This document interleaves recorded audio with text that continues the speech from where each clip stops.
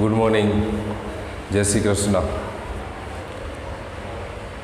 Last lecture chapter number 4 સમતલમાં ગતિ, ઘણી બધી થિયરી વિશે ચર્ચાઓ કરી હતી. થોડું ઘણું હોમવર્ક બી આપણે તમને MCQ લેવલે આપ્યું હતું અને થોડાક એક્ઝામ્પલ બી ગણેલા હોય એ પ્રકારના દાખલાઓ બી મેં તમને MCQ ટાઈપના હોમવર્ક માટે કીધા હતા. જો તમે ધ્યાનથી કરેલા હશે, બરાબર, થિયરી રિલેટેડ. વધુમાં આજે પણ જે થિયરી કીધી એ થિયરીને રિલેટેડ કયા ટાઈપના MCQ બની શકે એ ટાઈપની આપણે આજે થોડી ચર્ચા કરીએ અને પછી ટેક્સ્ટ બુક આધારિત દાખલાઓની ચર્ચા કરીશું. તો આપણી સામે પ્રશ્ન છે I કેરેટ પ્લસ J કેરેટની દિશામાં એકમ સદિશ. નહીં પણ સેકન્ડ લાસ્ટ લેક્ચરમાં આપણે તમને કીધું હતું એકમ સદિશ. તો એકમ સદિશ જે સદિશ આવ્યું છે એને નામ આપી દો એ વેક્ટર. તો કોઈ બીનો એકમ સદિશ મેળવવો આપણે કીધું હતું A કેરેટ બરાબર એ સદિશ છેદમાં એનું મૂલ્ય. તો મૂલ્ય કેવી રીતે મેળવવું એ પણ આપણે તમને સમજાવી દીધું. A કેરેટનું મૂલ્ય કાઢવું હોય તો વર્ગમૂળમાં x ઘટકનો વર્ગ વત્તા y ઘટક, આ x ઘટક કહેવાય અને આ y ઘટક. તો x ઘટક I કેરેટનો સહગુણક કેટલો છે? 1 જ છે, તો 1નો વર્ગ. J કેરેટનો સહગુણક 1 જ છે, 1નો વર્ગ. આપણે તમને સૂત્ર આપ્યું, આ સૂત્ર યાદ કરો. એ બરાબર વર્ગમૂળમાં ax square plus ay square. x ઘટકનો વર્ગ વત્તા y ઘટકનો વર્ગ બરાબર થઈ જાય 1 વત્તા 1 બરાબર √2. અને તેથી એ વેક્ટરનું મૂલ્ય મળશે આપણને √2. એ જે કિંમત છે એ મૂકી દેવાની. એ વેક્ટર એટલે સદિશ I વત્તા J અને છેદમાં એનું મૂલ્ય √2. તો આ થઈ ગયો એકમ સદિશ. અમને કીધું હતું એકમ સદિશ મેળવો, તો એકમ સદિશ એટલે એ સદિશ છેદમાં એનું મૂલ્ય કેવી રીતે કાઢવું એ છેલ્લા લેક્ચરમાં આપણે તમને સમજાવી દીધું. આ દ્વિપરિમાણ હોય તો આ રીતે આવે ને ત્રિપરિમાણ હોય તો એ બી આપણે તમને કીધું ax નો વર્ગ વત્તા ay નો વર્ગ અને વત્તા az નો વર્ગ, I, J અને K. ત્યાર પછી બીજો પ્રશ્ન છે આપણી સામે. બળો 3 ન્યૂટન, 4 ન્યૂટન અને 12 ન્યૂટન એકબીજાને લંબ રૂપે એક બિંદુ પર લાગે છે. પરિણામી બળ 3, 4 અને 12 ન્યૂટનના બળ એકબીજાને લંબ રૂપે. તો આપણે તમને કીધું હતું એકબીજાને લંબ રૂપે એટલે x, y અને z. દાખલા તરીકે x-માં 3 ન્યૂટન, y-માં 4 ન્યૂટન અને z-માં 12 ન્યૂટન. આ રીતે ત્રણેય આ એકબીજાને શું કહેવાય? લંબ કહેવાય, x, y અને z. મતલબ આ I કેરેટ કહેવાય, આ J કેરેટ કહેવાય અને આ K કેરેટ. એટલે તમારો સદિશ જે છે એ F વેક્ટર બરાબર આવું બને 3I plus 4J plus 12K caret. x અક્ષની દિશામાં કીધું નથી પણ ત્રણે એકબીજાને લંબ એટલે તમે ગમે ને x, y અને z લઈ શકો. અહીંયા તમે 12 લઈ શકો તો અહીંયા 3 થઈ જાય. એનાથી કાંઈ ફેર પડતો નથી જવાબની અંદર, કારણ કે આપણને ચોક્કસ નથી કીધું પણ એટલું કીધેલું છે કે ત્રણેય એકબીજાને કેવા છે? લંબ છે. તો પરિણામી બળ જોતું હોય તો એના મૂલ્યના વર્ગોનો સરવાળો બરાબર થઈ જાય 3નો વર્ગ વત્તા 4નો વર્ગ અને વત્તા 12નો વર્ગ બરાબર 9 વત્તા 16 વત્તા 144 બરાબર થઈ જાય 169 બરાબર પરિણામી બળનું મૂલ્ય મળશે આપણને 3 એકમ. સારો પ્રશ્ન છે. ત્રણેય એકબીજાને લંબ ક્યારે? તો x, y અને z એટલે I, J અને K. ત્યાર પછી એનો ત્રીજો પ્રશ્ન બી થિયરી આધારિત. જો તમે થિયરી ધ્યાનથી સમજ્યા છો તો બધા પ્રશ્નોના જવાબ આપણે આપી શકીએ એવું છે સરળતાથી. 2I પ્લસ 3J કેરેટનો y અક્ષ સાથેનો ખૂણો. 2I પ્લસ 3J કેરેટનો y અક્ષ સાથેનો ખૂણો. તો સદિશ ઉપરથી આપણે આ ડાયાગ્રામ તમને પછી સમજાવી દઈએ. x અને y. x અક્ષની દિશામાં 2 અને વાય એક્સની દિશામાં 3. હવે આપણને પૂછ્યું છે બરાબર છે, અને આ બેનો પરિણામી આપણે બનાવવા જઈએ તો આ એનો પરિણામી બને, આ એનો શું બનશે? પરિણામી સદિશ. તો જો આ 3 હોય તો સામેની બાજુ પણ 3 થાય, અને આ 2 હોય તો સામેની બાજુ પણ 2 થાય. તો વાય અક્ષ સાથેનો ખૂણો પૂછ્યો, એ વેક્ટરનો વાય અક્ષ સાથેનો ખૂણો બરાબર છે. તો આ એ વેક્ટરનો વાય અક્ષ સાથેનો, આ સદિશ એ વેક્ટર થાય, આ સદિશ એ વેક્ટરનો વાય અક્ષ સાથેનો ખૂણો, જેને આપણે આલ્ફા કહી દઈએ. તો આકૃતિ પરથી વાય અક્ષ સાથે પૂછ્યું છે, એક્સ અક્ષ સાથે પૂછ્યો તો આ લે tan આલ્ફા બરાબર સામેની બાજુ છેદમાં પાસેની બાજુ. તો સામેની બાજુ 2 છે, પાસેની બાજુ કેટલી છે? 3. અને તેથી આલ્ફા બરાબર tan ઇન્વર્સ 2/3. આકૃતિ પરથી એ વેક્ટરનો વાય અક્ષ સાથેનો ખૂણો. જો આમાંનામાં તમને એમ પૂછવામાં આવે, વધારામાં વાત કરીએ, એ વેક્ટરનો એક્સ અક્ષ સાથેનો ખૂણો. તો એ વેક્ટરનો એક્સ અક્ષ સાથેનો ખૂણો તમને કહે તો આ ખૂણો તમારે લઈ લેવાનો થાય. આ ખૂણાને હું શું કહી દઉં છું? થીટા. બરાબર. તો tan થીટા બરાબર સામેની બાજુ છેદમાં પાસેની બાજુ, આ 3 અને આ 2, આ કાટકોણ ત્રિકોણ બની જાય. બરાબર છે. તો થીટા બરાબર થઈ જાય tan ઇન્વર્સ 3/2. આવું આપણે તમને કહી દીધું. આપણે જે સૂત્ર મેળવ્યું એની અંદર આપણે આવું કહેતા હતા, tan થીટા બરાબર ay અપોન ax.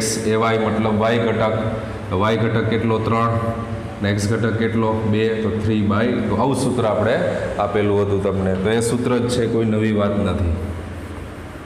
તો આ રીતે ગમે ત્યારે કોઈ બી પ્રશ્ન બનાવવામાં આવે, એક્સ અને વાય એક્સ સાથેનો ખૂણો, માત્ર એ સદિશથી ફેરફાર કરવામાં આવે તો મેથડ વાઇઝ બરાબર પ્રશ્નની અંદર કોઈ પ્રકારનો ફેર પડતો નથી.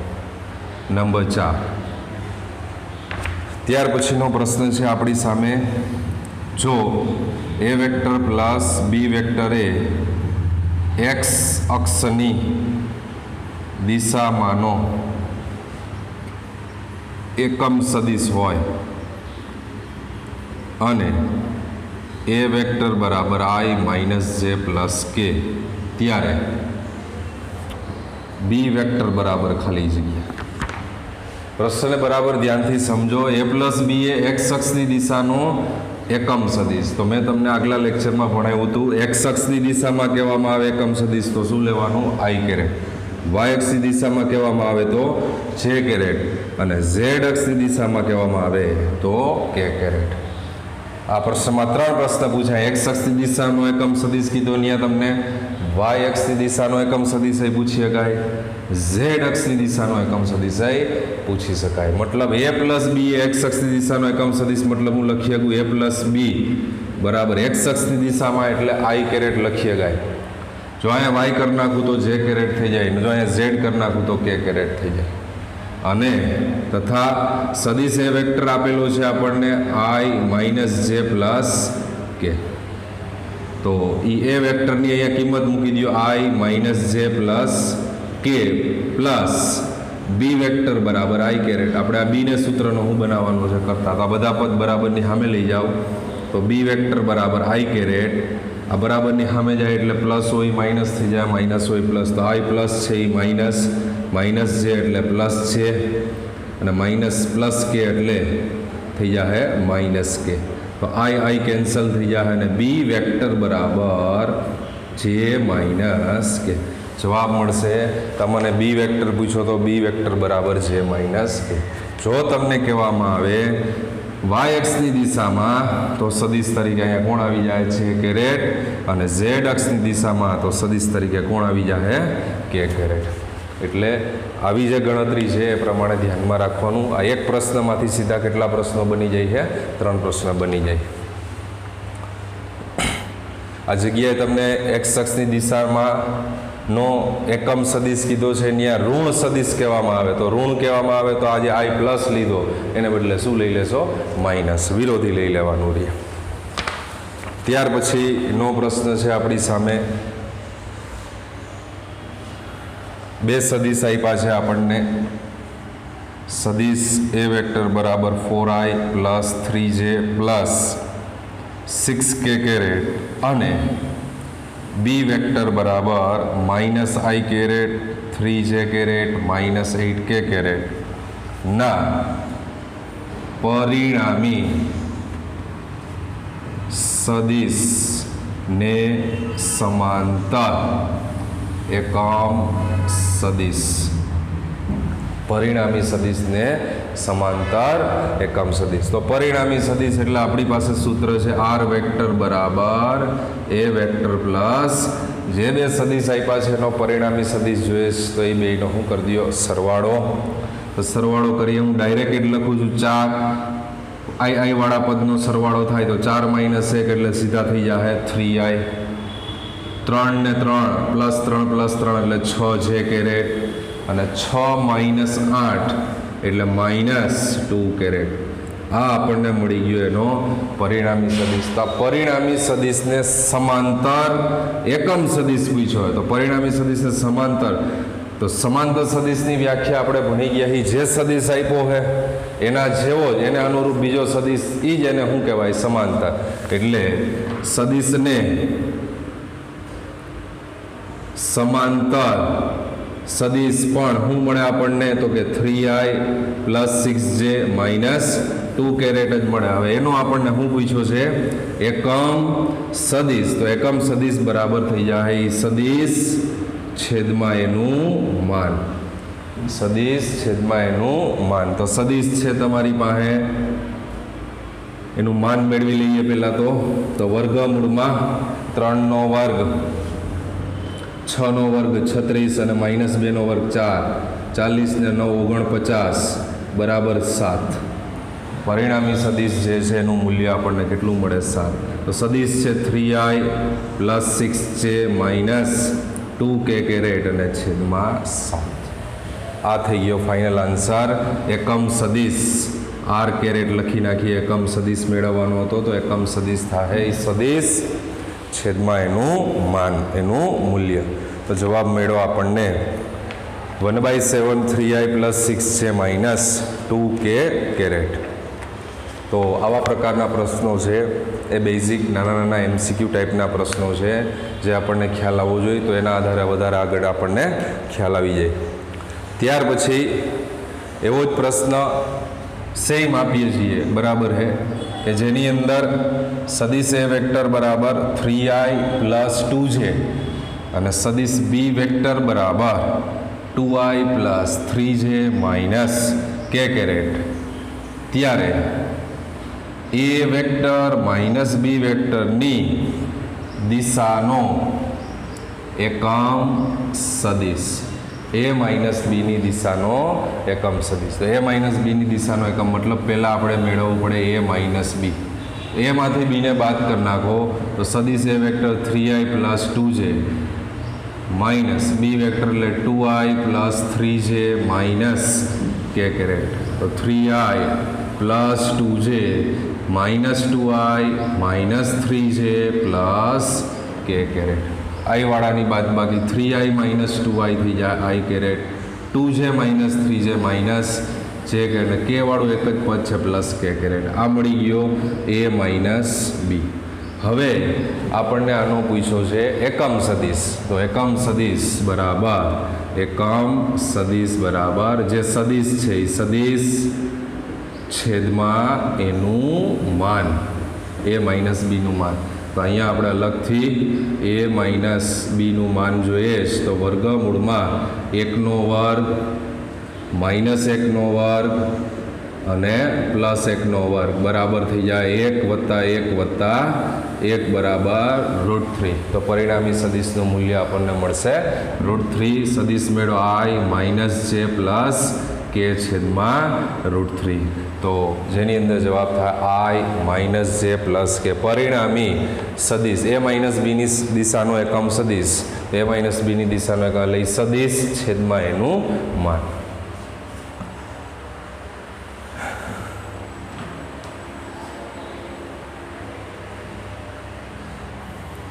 ત્યાર પછીનો પ્રશ્ન છે આપણી સામે ખૂબ અગત્યનો ને નીટમાં પૂછાઈ ગયેલો પ્રશ્ન છે. આ પ્રકારનો પ્રશ્ન નીટમાં પૂછાઈ ગયો છે કે જો એ વેક્ટર + બી વેક્ટર બરાબર એ વેક્ટર - બી વેક્ટર તો એ વેક્ટર અને બી વેક્ટર વચ્ચેનો ખૂણો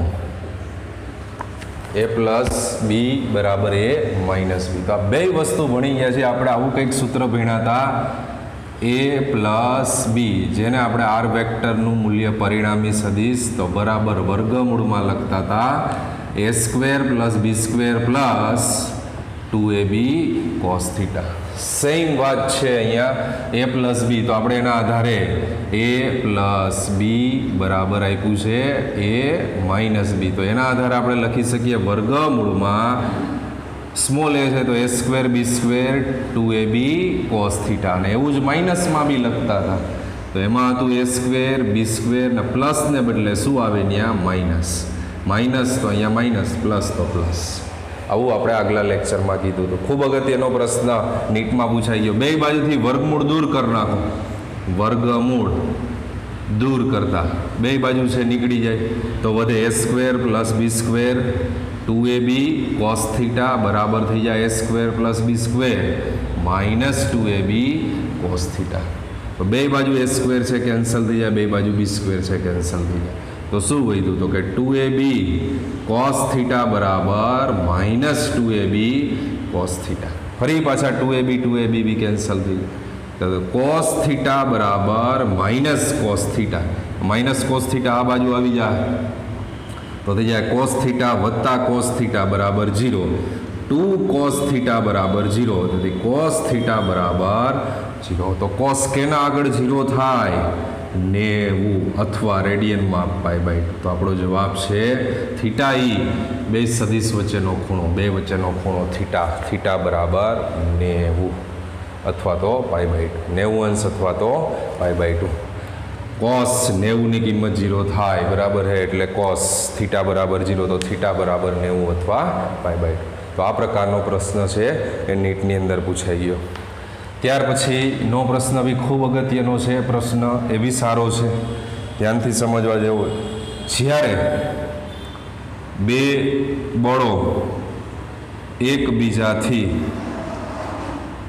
વિરુદ્ધ દિશામાં છે ત્યારે પરિણામી બળ 10 ન્યૂટન છે. અને તે જ્યારે એકબીજાને લંબ છે ત્યારે બળ 50 ન્યૂટન છે. તો બંને બળના મૂલ્યો, બે બળના મૂલ્ય શોધવાના છે. તો બે બળ આપણે એક બળ ધારી લેશું F1 અને બીજું બળ લઈ લેશું F2. ધારો કે બે બળો F1 અને શું છે F2 છે. પેલું વાક્ય વાંચ્યું આપણે, બે બળો એકબીજાથી વિરુદ્ધ દિશામાં. તો એક ધન દિશામાં હોય તો એક કેવી દિશામાં કીધું છે? વિરુદ્ધ દિશામાં. અને એ બે બળનું પરિણામી બળ આપણને કીધું 10. એટલે આપણે લખી શકીએ F1 માઇનસ F2 બરાબર 10. એકબીજાથી વિરુદ્ધ દિશામાં એટલે એક ધન દિશામાં જતું હોય તો એક ઋણ દિશામાં, એટલે F1 માઇનસ F2 બરાબર 10. બીજું પૂછ્યું છે, બીજું કીધું છે જ્યારે તે એકબીજાને લંબ હોય, એકબીજાને લંબ હોય, બે બળ એકબીજાને લંબ એટલે પાયથાગોરસ થઈ જાય. F1 F2 એકબીજાને લંબ. તો પરિણામી બળ બરાબર છે 50 આપ્યું છે. એટલે એના આધારે બંને એકબીજાને લંબ હોય ત્યારે, તો લંબ હોય ત્યારે આપણે લખી શકીએ F1 square plus F2 square બરાબર F સ્ક્વેર. એકબીજા લંબ પાયથાગોરસ પ્રમેય મુજબ. અને આ F આપણને આપેલો છે 50. પરિણામી બળ ત્યારે 50 ન્યૂટન. તો F1 square plus F2 square બરાબર 50 નો વર્ગ. તો આપણી પાસે આ જે સમીકરણ છે, સમીકરણની અહીંયા કિંમત મૂકી દો.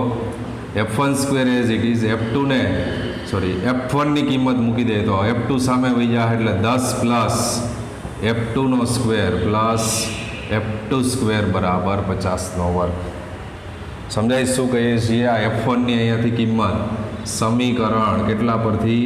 1 પરથી F1 બરાબર 10 પ્લસ F2. વિસ્તરણ કરી નાખો, 10 નો વર્ગ 100 પ્લસ 10 દુ 20 F2 plus F2 square plus F2 square બરાબર 2500. તો સાદુરૂપમાં 2F2 સ્ક્વેર આ બે વખત પ્લસ 20 F2 અને 2500 આ બાજુ આવે તો 100 માઇનસ 2500 એટલે માઇનસ 2400. બે વડે ભાગી નાખો તો F2 square plus 10 F2 minus 1200 બરાબર 0. અવયવ પાડવા પડશે. અહીંયા 1200ના ભાગ પાડો 10 આવે, F2 પ્લસ 40 અને F2 માઇનસ 30 બરાબર. એટલે F2 પ્લસ 40 બરાબર 0, F2 માઇનસ 30 બરાબર 0. એટલે F2 બરાબર માઇનસ 40 શક્ય નથી. તેથી F2 બરાબર 30. F2 બરાબર 30. તો F2 30 તો F1 કેટલો થઈ જાય? 30 ને 10.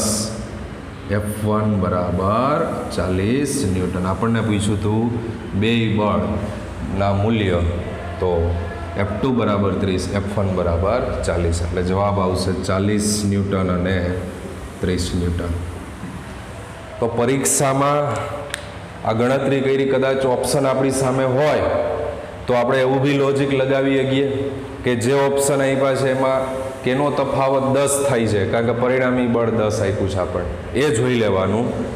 અને કેનું પરિણામી 50 ન્યૂટન, આ બેનું તમે મેળવો તો 40નો વર્ગ 1600, 30નો વર્ગ 900, 1600 વત્તા 900 એટલે 2500, અને 2500નું વર્ગમૂળ કેટલું થઈ જાય? 50. તો પરિણામી બળ આપણને કેટલું મળે? 50. આ બે શરતનું પાલન થઈ જતું હોય તો આ ગણતરીની પણ જરૂર પડે નહીં. સીધો આપણે શું વિચારીએ છીએ? જવાબ કે બે બળની બાદબાકી કેટલી થવી જોઈએ? 10 ન્યૂટન, અને એનું પરિણામી બળ કેટલું મળવું જોઈએ આપણને? 50 ન્યૂટન બરાબર છે. તો પણ આપણે એ જવાબ ડિસાઈડ કરીએ છીએ. એવું એક જ ઓપ્શનમાં થતું હોય તો એ જવાબ થઈ જાય તમારો. તો આ પ્રકારના પ્રશ્નો છે, આ લેવલે આપણને ખ્યાલ આવવો જોઈએ. ત્યાર પછી હવે આપણે ટેક્સ્ટબુકની અંદર જઈએ. તો ટેક્સ્ટબુકની અંદર પહેલું જ ઉદાહરણ આપ્યું છે, એની ચર્ચા કરીએ. હવે આપણે ધ્યાનથી સમજવાનું છે બધાએ. ઉદાહરણ નંબર 1.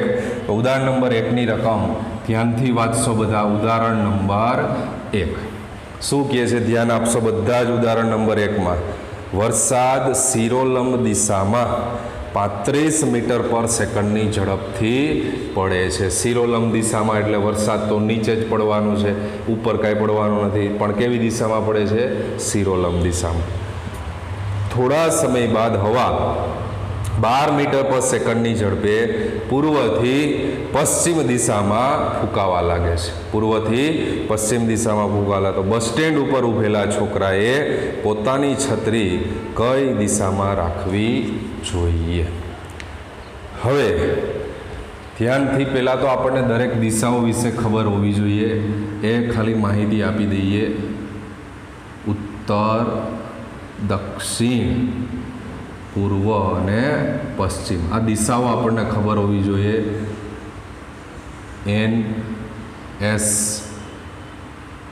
E અને W, આવું આપણને બેઝિકલી ખબર હોવી જોઈએ પહેલાં તો દિશાઓ વિશે. હવે આપણે આનો ડાયાગ્રામ બનાવશી કે વરસાદ છે એ શિરોલંબ દિશામાં, એટલે શિરોલંબ દિશામાં એટલે નીચેની બાજુ કેટલી ઝડપથી પડે છે? તો કે 35 મીટર પર સેકન્ડ. વરસાદ એટલે રેન, એટલે આપણે એને શું નામ આપી દઈએ છીએ? VR.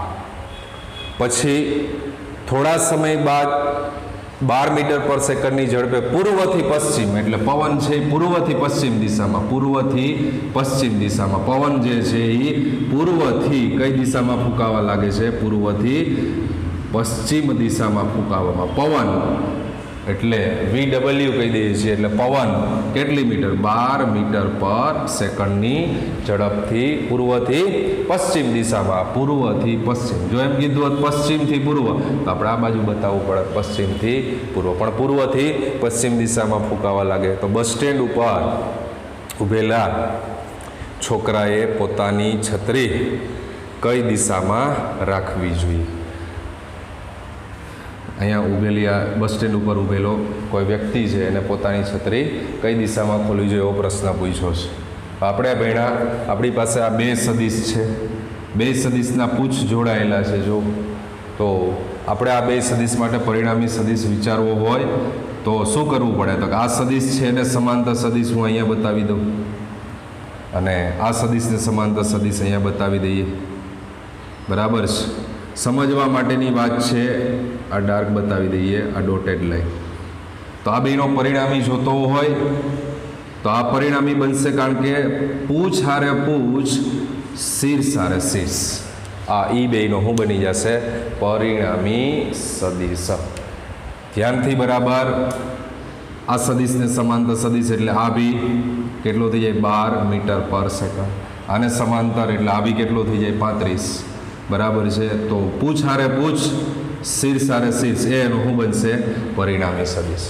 તો બસ સ્ટેન્ડ ઉપર ઉભેલા છોકરાએ પોતાની છત્રી કઈ દિશામાં રાખવી જોઈએ? વરસાદ શિરોલમ દિશામાં પડે છે, તો આ જે છે એ ખૂણાને આપણે શું કહી દઈએ છીએ? થીટા. તો અહીંયા તો આપણને દિશા જ પૂછી છે, પરિણામી સદિશનું મૂલ્ય નથી પૂછ્યું, છતાં પણ આપણે મેળવી દઈએ છીએ. પરિણામી સદિશ આર બરાબર વર્ગમૂળમાં શું થઈ જાય? તમને ખ્યાલ આવી જ જવો જોઈએ. VR² plus VW². આ એનો પરિણામી સદિશ થઈ ગયો. આર એ VR અને આ લંબ થાય એકબીજાને, તો ડાયરેક્ટ પાયથાગોરસ મુજબ જ આપણે વિચારીએ કે VR² પ્લસ VW. 2AB આપણું જે સૂત્ર છે એ આ પ્રકારનું છે. હવે તમે અહીં વિચારી લો, અહીં થીટા એટલે અહીંયા આ બે સદિશ વચ્ચેનો ખૂણો છે એ કેટલો વિચારી શકો છો? 90. તો અહીં થીટા 90 મૂકો એટલે આ પદ નીકળી જાય, તો ખાલી વધે A² પ્લસ B. એટલે જ્યારે લંબ છે ત્યારે બરાબર છે સીધું જ પાયથાગોરસ જ ઉપયોગ કરશો, તો VR² પ્લસ VW². 35નો વર્ગ વત્તા 12નો વર્ગ, 35નો વર્ગ, 5નો વર્ગ 25, 4 × 12 ને 144, 9, 6, 3, 1369 બરાબર થઈ જાય 37 મીટર પર સેકન્ડ. પરિણામી સદિશ જે છે એનું મૂલ્ય આપણને મળશે 37 મીટર પર સેકન્ડ. હજુ આપણે તો જોઈએ છે એની દિશા. તો દિશા મેળવવા માટે પણ આપણે તમને સમજાવી દીધું. tan થીટા બરાબર સામેની બાજુ છેદમાં પાસેની બાજુ. તો tan થીટા બરાબર સામેની બાજુ એટલે VW છેદમાં પાસેની બાજુ એટલે VR. તો VW 12/35. 12/35 સાદરૂપ આપવાનું છે અહીંયા, તો મળે છે 0.343. હવે આટલે સુધી તમે બધાય પહોંચી જશો. અહીંયાથી જવાબ કઈ રીતે મેળવવો, ખૂણો કઈ રીતે મેળવવો, કોષ્ટકની કિંમત આવી હોત તો તમને ખબર પડી જાય કે ભાઈ અહીંયા એક જવાબ મળ્યો હોત, બરાબર છે, તો tan થીટા 1 કેના આગળ થાય? 45 આગળ. તો ખૂણો કેટલો થઈ જાય? 45. 1/√3 એવું આવ્યું હોત તોય ખબર પડી જાય. tan 1/√3 કેના આગળ થાય? 30. તો જવાબ થઈ જાય 30. પણ અહીંયા તો 0.343. તો આના માટે તમારે ટેક્સ્ટ બુકમાં તો નથી આપ્યું, તમારી પાસે કોઈ રેફરન્સ બુક હોય તો તમને આમ તો ખ્યાલે લોગ ટેબલ કેમ આવે એમ લોગ ટેબલની જેમ સાઇનનું ટેબલ બી આવે અને ટેનનું ટેબલ બી આવે. રેફરન્સ બુક છે તમારી પાસે તો ખ્યાલ આવી જાય, બરાબર છે. આવી રેફરન્સ બુકોની અંદર અમુક રેફરન્સ બુકમાં જે છેલ્લે ની અંદર બી નથી, બરાબર છે. નેચરલ ટેન, નેચરલ સાઇન, આ રીતનું છેલ્લા પેજ ઉપર આપણને ટૂંકમાં તમારે આના માટે લોગ ટેબલ લેવું પડશે. શું લેવું પડશે? Log table. એટલે ન હોય તો લોગ ટેબલ લઈ લેવાનું અને એ લોગ ટેબલની અંદર તમે પહેલાં લોગની બધી કિંમત આવશે, પછી એન્ટી લોગ, પછી સાઇન અને પછી tan. Natural sine, natural tan. તો આપણે અહીંયા ટેન છે એટલે નેચરલ ટેનમાં જોવાનું. નેચરલ ટેનમાં જે મૂલ્ય 0.343 છે એ ક્યાં પેજ ઉપર આપણને જોવા મળે અને કઈ લાઇનમાં જોવા મળે છે જોવાનું રહીએ. અત્યારે તમારી પાસે લોગ ટેબલ નથી, બરાબર છે, તો આપણે ડાયરેક્ટલી તમને ન ખ્યાલ આવે પણ સમજવાનો પ્રયત્ન કરશો ને જો છતાંય ન ખ્યાલ આવે, બરાબર છે, તો ફોન ઉપર બી પૂછી શકો હો અથવા તો બરાબર જ્યારે રેગ્યુલર સ્કૂલ ચાલુ થાય ત્યારે આપણે એ કન્સેપ્ટ તમને સમજાવી દેવા. અહીંથી નવીન કાંઈ નથી, એ લોગ ટેબલની અંદર જોવું પડે. લોગ ટેબલમાં બી નેચરલ ટેનનું આ જે મૂલ્ય છે 0.343, એમાં આપણને લોગ ટેબલની અંદર ઊભી લાઈનો આપેલી હશે અને આડી લાઈનો આ રીતે આપેલી હશે. અહીંયા જે છે એ ખૂણાના માપ આપ્યા હશે, 1 અંશ, 2 અંશ, 3 અંશ, એવી રીતે. અને અહીંયા છે એ મિનિટમાં જવાબ આપેલો હોય, ઊભા કોલમમાં મિનિટમાં. હવે જ્યાં 0.343 મૂલ્ય હોય એ જોવાનું હોય. તો સપોઝ અહીંયા 0.343 અને ન્યાની જે કોલમ છે ત્યાં 19 અંશ બતાવે છે. તો 19 અંશ મતલબ થીટા બરાબર થઈ જાય 19 અંશ. ટૂંકમાં જે લોગ ટેબલ જે નેચરલ ટેન આપ્યું એમાં આ મૂલ્ય ક્યાં છે એને અનુરૂપ જે ખૂણો છે એ તમારો જવાબ છે. તો થીટા બરાબર 19 અંશ સેલ્સિયસ. એટલે આ રીતે નેચરલ ટાઈમ નેચરલ સાઇનની મદદથી તમારે મેળવવાનું રહેશે.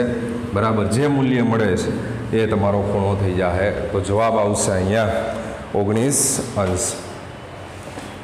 તો દાખલો આપણને કીધો તો ઉદાહરણ નંબર 1, જે ઉદાહરણની અંદર આપણને એટલું કહેવામાં આવ્યું હતું કે એ છત્રી કઈ તરફ રાખવી જોઈએ. તો એના જવાબની અંદર આપણે જવાબ આપી શક્યા. ઉદાહરણ નંબર 1, પેલા છોકરાએ છત્રી કઈ દિશામાં રાખવી જોઈએ. તો 19 અંશના ખૂણે બરાબર છે પૂર્વ તરફ રાખવી જોઈએ. અહીંયા ઊભો છે બરાબર છે. તો 19 અંશના ખૂણે આ જે દિશા છે એ ખરેખર શું છે? પૂર્વ. બરાબર છે. 19 અંશના ખૂણે પૂર્વ તરફ 19 અંશના ખૂણે પૂર્વ તરફ રાખવી જોઈએ. આ જ દાખલો એક બીજી રીતે પણ પ્રેઝન્ટ થાય છે, આગળ આવશે, જેની અંદર સાપેક્ષ વેગનો ઉપયોગ કરેલો છે. પણ એ સાપેક્ષ વેગ થયા પછી આપણે એની ચર્ચા કરીશું. તો ઉદાહરણ 1 અહીંયા કમ્પ્લીટ થાય છે. ઉદાહરણ નંબર 2 જે થિયરી છે જે આપણે તમને ભણાવી દીધું, જેની અંદર આ રીતે પરિણામી સદિશનું સૂત્ર મેળવવાનું છે. વર્ગમૂળમાં a² + b² + 2ab cos θ. અને બીજું સાઇન સૂત્ર છે, જે બી આપણે લાસ્ટ લેક્ચરમાં ચર્ચા કરી દીધી તમને. સાઇન સૂત્ર શું છે બરાબર છે. પછી પરિણામી સદિશ સાથે સદિશ એ વેક્ટરે બનાવેલો ખૂણો એટલે tan આલ્ફા અને સદિશ બી વેક્ટર સાથે બનાવેલો ખૂણો એટલે tan બીટા. આ બધી ચર્ચા આપણે આગલા લેક્ચરમાં. એટલે ઉદાહરણ 2 છે બરાબર છે એ થિયરિટિકલ ઉદાહરણ છે કે જેના સૂત્રોનો આપણે શું કરવાનો છે? ઉપયોગ કરવાના છે. તો બધા સૂત્રો આપણે ભણાવી દીધા અને બધા સૂત્રોની સાબિતી પણ થઈ ગઈ છે. પરિણામી સદિશ r બરાબર વર્ગમૂળમાં a² + b². માત્ર સૂત્ર પણ યાદ રાખવાના છે આની અંદર. આ એનો પરિણામી સદિશ. પછી સાઇન સૂત્ર. તો સાઇન સૂત્ર બી આપણે ભણી ગયા. સાઇન સૂત્ર r/sin θ બરાબર b/sin α બરાબર a/sin બીટા. આ સૂત્ર પણ આપણે કાલના લેક્ચરમાં કમ્પ્લીટ કરી દીધું. અને બીજું સૂત્ર tan આલ્ફા વાળું સૂત્ર બી કમ્પ્લીટ કર્યું. પરિણામી સદિશે એ વેક્ટર સાથે બનાવેલો ખૂણો બરાબર એ સૂત્ર બી આપણે કીધું. b sin θ ના છેદમાં a + b cos θ. અને tan બીટા બીજું સૂત્ર એ પણ મેળવું. a cos θ a sin θ / b + a cos θ. એ છે ત્યાં બી છે ત્યાં એ. મતલબ આ જે થિયરી છે બરાબર, આ જે દાખલો છે એ થિયરી છે. જે થિયરીના તમામ સૂત્રો આપણે કમ્પ્લીટ કરી દીધા છે. તો એના આધારે આપણને એ ઉદાહરણ નંબર 2 આપેલું છે.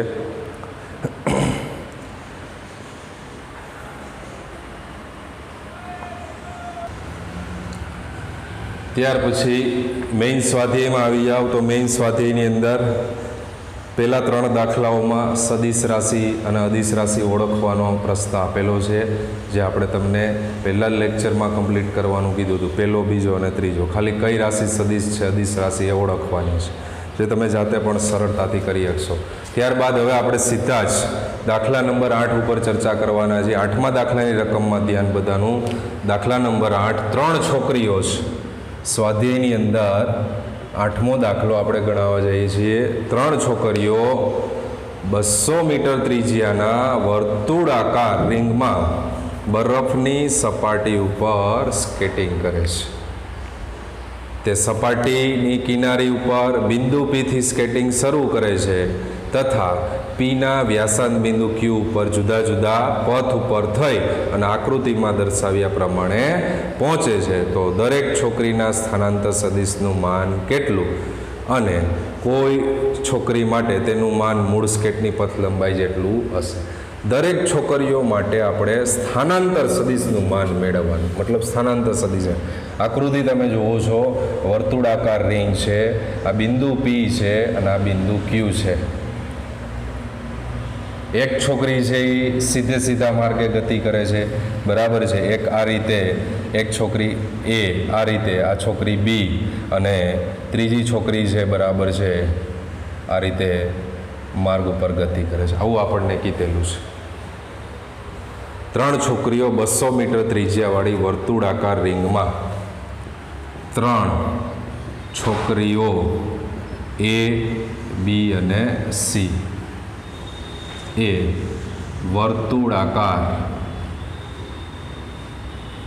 છોકરીઓ 200 મીટર ત્રિજ્યાના વર્તુળાકાર માર્ગ પર ગતિ કરે છે. આ ત્રણેય છોકરીઓના માર્ગ, ત્રણેય છોકરીઓના માર્ગ અનુક્રમે પહેલો માર્ગ આપણે જોઈએ કે પી એ ક્યુ, બીજો માર્ગ પી બી ક્યુ અને ત્રીજો માર્ગ પી સી ક્યુ. આ ત્રણેય છોકરીઓનો માર્ગ છે. તો સ્થાનાંતર સદિશ જોઈએ છે તો સ્થાનાંતર સદિશ તો હંમેશા એની પ્રારંભિક અને અંતિમ પી થી શરૂ કરે છે અને ક્યુમાં અંત પામે છે. તો સ્થાનાંતર સદિશ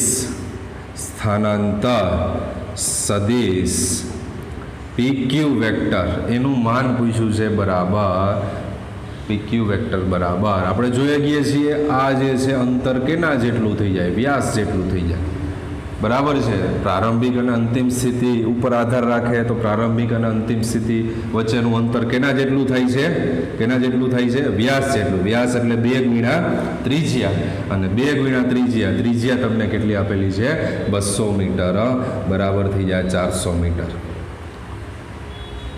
મતલબ દરેક છોકરી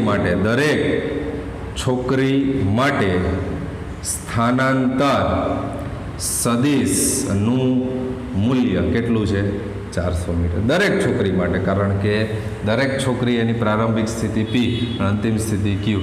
તો સ્થાનાંતર સદિશ તો હંમેશા સીધું સુરેખ જ માપવામાં આવે છે. તો એ કેના જેટલું થઈ જાય અહીંયા વ્યાસ જેટલું, વ્યાસ એટલે 2 ગુણ્યા ત્રિજ્યા. હવે પ્રશ્ન પૂછ્યો છે કઈ છોકરી માટે સ્થાનાંતર અને પથ લંબાઈ સમાન થાય. તો આપણને આકૃતિ ઉપરથી ખબર પડવી જોઈએ છોકરી બીની પથ લંબાઈ એ જ છે અને સ્થાનાંતર સદિશ એ જ છે, જ્યારે આ બીના પથ લંબાઈ કેવા છે અલગ અલગ. એટલે આપણે એવું કહીએ કે છોકરી બી માટે સ્થાનાંતર સદિશનું મૂલ્ય અને પથ લંબાઈ સમાન. છોકરી બી માટે સ્થાનાંતર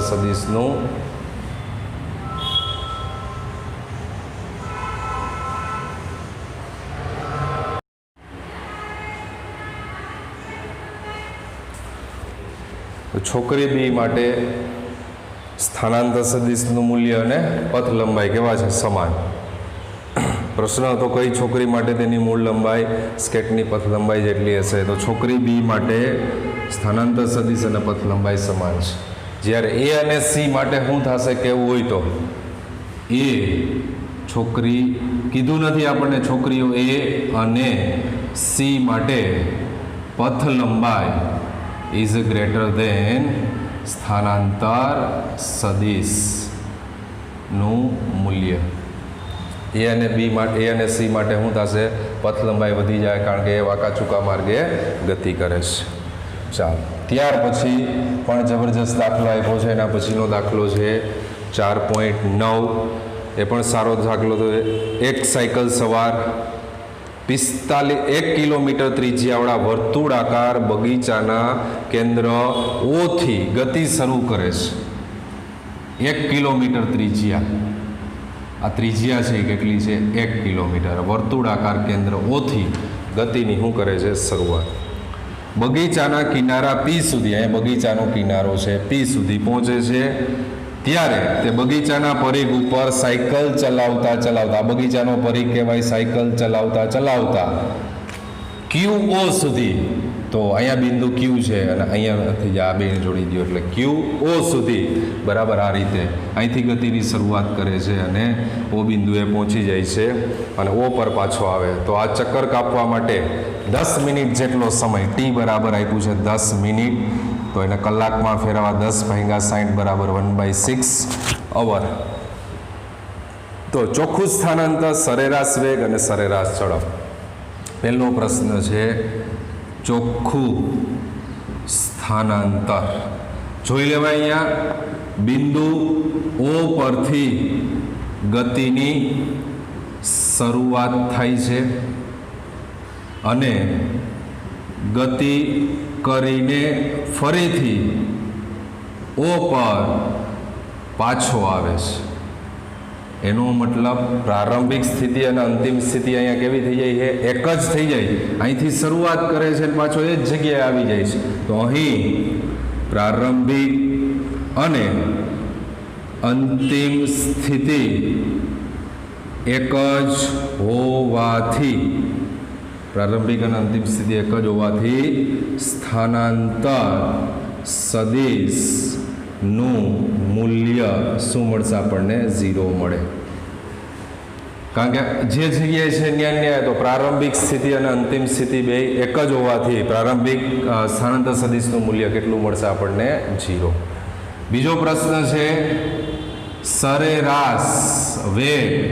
તો તમારી પાસે સૂત્ર છે સરેરાશ વેગ બરાબર સ્થાનાંતરના છેદમાં સમય.